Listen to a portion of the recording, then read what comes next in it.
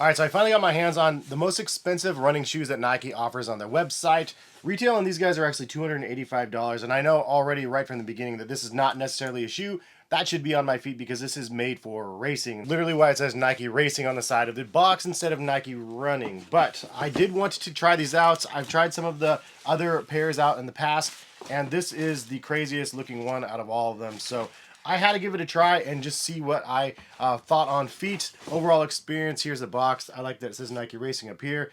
And then it has a bunch of times and stuff on the inside of the box. So this is like a marathon racing shoe for people that go fast. And here's my thought process on this, right? A lot of times these shoes are definitely not made for casual usage. I totally know that now. I like originally with the very first pair of the Alphaflys, I wasn't 100% sure because that was the very first kind of introduction that I've seen of a shoe. That was a shoe that was kind of like outside of the norm of like, yes, this is a shoe that can cross over to lifestyle. For the most part, everything could really be lifestyle. In fact, you see a lot of the shoes nowadays that are retros from shoes 10, 15, 20 years ago, and now they're being marketed and sold as everyday shoes as this retro series that we've been seeing across the board. Jordan Brand's been doing it for over 30 years as performance basketball shoes, now over to lifestyle. So these are like basically an evolved pair of running shoes. Next level, and maybe in another 15 or 20 years they'll retro these as well, and people are just going to be craving these from the lifestyle side of things. I do know that this is not a shoe for me, but I will tell you guys, very surprised how these were on feet. It was a shoe I was able to just walk around the block, take the dogs on a walk in these shoes.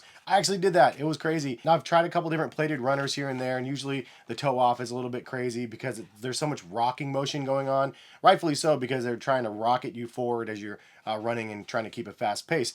But this is a shoe that's pretty well balanced, I'd have to say, for a shoe that you could definitely feel there's some propulsion going on there, like crazy propulsion. Makes you definitely want to run and run fast when you have these on feet. But there's a good amount of balance to the shoe, better than anything that I've tried from Nike thus far in this racing category. So these ones were by far way better than the Alphaflys originally. And part of the reason why is because of the width of the shoe. They definitely went with a wider heel base on the back of this shoe. The odd thing is when you're stepping in the shoe, the heel is like so far forward that it's not actually on the back, and then your foot is kind of like at an angle, and then your foot sits a little bit higher than it normally does.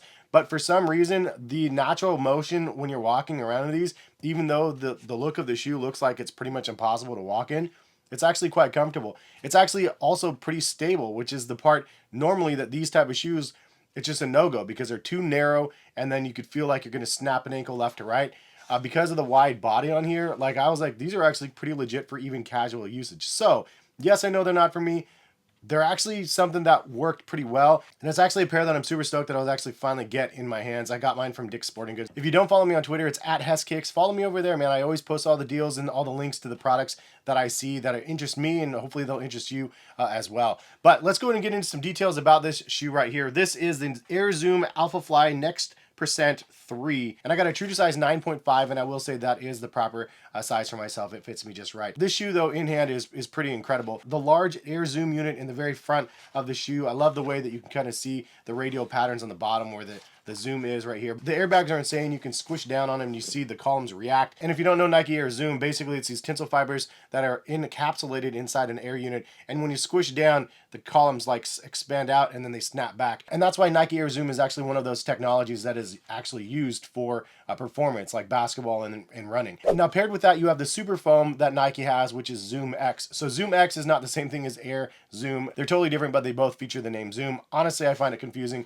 but ZoomX does serve its purpose. It's very lightweight. It's very responsive as well. So there's a lot of snapback, but the fact that it's so light and responsive makes this a really great combination, obviously, when you're doing a race sneaker like these. Now the midsole stack height is absolutely massive, but the overall look of the midsole is also something insane. I love how it kind of peeks out the back and you have like this crazy blade that sticks out. It's just so different than some of the other shoes out there. And the fact that it stops a little bit short of the heel as well, again, something very interesting, but it actually works quite well with these. Anyways, a lot of the other runners out there, especially like the New Balance and the Asics and stuff, has more geometric shapes to the midsole. This one has kind of a more sleek, crazy look to it, and actually I kind of like it. Now I do have the elite version of the New Balance line as well with the carbon fiber plate. These things are insane as well with the midsole But you could see they're very, very different, but also very, very crazy. I did a review on these from a casual already. This is an insane shoe. Kind of a big brother of the Rebel V4 that I'm like super, super geeked up on. That's an incredible shoe. But both of these shoes are incredible. Anyways, you get to the upper of the shoe and it looks like this crazy knit that they have. And I'll get into some of the tech specs in a minute. But the crazy knit is all around the shoe and it's like completely see-through. Like it's amazing how they integrated this mesh. It just looks like the craziest mesh the way it's like put together, but it's like completely see-through. You have a little bit of reinforcement in certain areas like the toe box and the side right here where the arc is, and then also in the heel cup, but very minimalistic there. And then also you do have a little bit of a stretchier material on the tongue, and it does say AF on here for Alphafly. And then also you have some integrated lace loops around the shoe, which I think is actually a really nice design as well. It's very, very seamless, very simple. And then also you do have a pull tab on the back. And I liked the approach that this shoe takes because it is very simplistic looking, but very futuristic. There's a lot of technology in creating a shoe like this, but it looks like alien almost. Like it looks like foreign because it's so crazy the way that they integrated everything together. And just the way they put the midsole together and the fly plate in the middle and the air units and everything. It's a beautiful looking shoe, to be honest. Now, some people are gonna look at the shoe and absolutely hate it.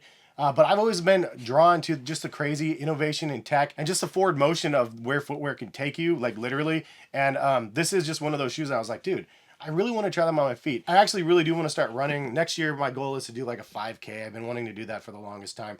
But maybe I'd wear these in the 5K, I don't know. Also, it does come with a racing bag as well. So kind of nice that it comes with this $285 price point on this box though. Is it worth buying or not? I mean, that's going to be up to you guys on whether or not you can get your hands on them, one, and two, like how you plan on utilizing them. This is going to be a shoe that I just sparingly wear just for fun. And I was just really more interested in the technology and seeing it and wearing it and just getting like an appreciation for what runners actually throw on their feet and people that actually go out there and can run like a marathon. You guys are crazy. I have nothing but respect for people that can do that type of stuff. So again, the Alphafly 3, $285. This is the most expensive shoe on Nike's website, and I think with good reason because it's just loaded in tech and it's a very futuristic, forward-thinking pair. Nike's words, it says, fine-tuned for marathon speed, the Alphafly 3 helps push you beyond what you thought was possible. 3 innovative technologies power your run. A double dose of air zoom unit help launch you into your next steps. A full-length carbon fiber plate helps propel you forward with ease. And a heel-to-toe ZoomX foam midsole helps keep you fresh from start to 26.2. So what's new about the Alphafly 3? Well, this version, it says, is their lightest Alphafly ever, featuring a slightly wider carbon fiber plate for increased stability and a fully connected ZoomX foam midsole for smoother transitions, and an all-new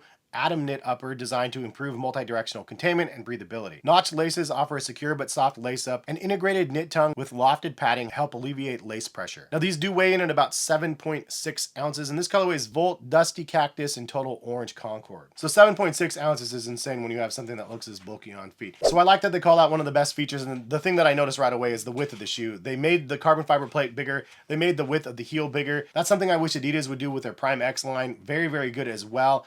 But unfortunately, it's just a little bit too narrow. If they widen out that base, the Prime X would be great as well. But Adidas also has their like $500 runner that I've never got my hands on that I definitely want to see what those look like. Anyways, on feet, these things feel insane. They're very, very soft, very squishy.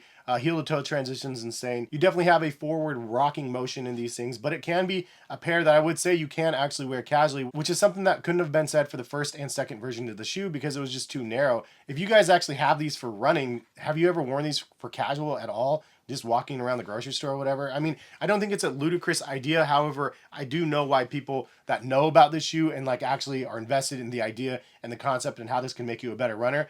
I get why you guys would be like up in arms of like, dude, why are they're doing it again? They're taking our stuff, they're using it for themselves. But as I mentioned, I look at it the same way as basketball sneakers. Like there has been a steady evolution in what you can put on your feet from the very early days of, you know, the Air Jordan 1 and so on. With the introduction of Phylon, Nike Air, and now you have all these super foams in the modern day and age, and some of those transition over to lifestyle very, very well. Some of them do not. And this is one that is not going to be for everyday wear, probably for most people, because of it's so crazy, soft, squishy, and like, it's very propulsive. It's not something maybe for standing in because of the rockingness of the shoe, but it's not so severe, I will say, like that you couldn't stand in the shoe if you really wanted to. And it's definitely something that I was able to just walk around the block and jog around the block gently in wearing these shoes. And I didn't feel odd at all. Like it felt comfortable. It felt like just a crazy space shoe on my foot. So no regrets over here. Happy that I was able to try them out. Happy that I was able to give them a go. I do wish there was a way that I could give back though, and like just donate my pair to somebody that's actually going to run marathons and actually going to be able to use them for their intended purposes. Because ultimately I'd like to try it and then pass it on to somebody that's like a worthy person to be able to receive it. But that's the hardest part you guys have to understand, of like trying to choose people that and I've tried to do something like this in the past, but it's really difficult to choose the right person when you are doing stuff like this. So stuff like this I might end up just selling on like Whatnot or something like that in the future, and I'll take like $100 or $200 loss on it. If somebody gets it for a really good price, even better. But it gives me the opportunity to try and even compare some of the super crazy experiences on feet, because I want to be great. I want to be able to run really fast. But I'm not that guy, but I do like and appreciate what is offered in the footwear. But it is really crazy to see how much forward progress this space has made in the last 3 or 4 years. Like, this is an exceptionally great shoe. And I've seen a couple reviews here and there that just say that this is like one of the best plated runners out there, and I can totally understand why now. The width of the shoe just was a game changer for me. But overall, this thing is incredible on feet. Anyways, hopefully you guys enjoyed the video. If you guys are interested in buying them, I'll link them to maybe eBay, and I'll link them over to Nike if I can find a link over there again in Dick's Sporting Goods, because I think they're available over there in very small sizes, at least for now. But hopefully new colorways are going to come very soon, and I'll be posting them first thing over on Twitter. So follow me again at heskicks. Thanks for stopping by and watching. Hope you guys have a good rest of the day, and hopefully we'll see you back on the channel for some more content. All right, peace, guys.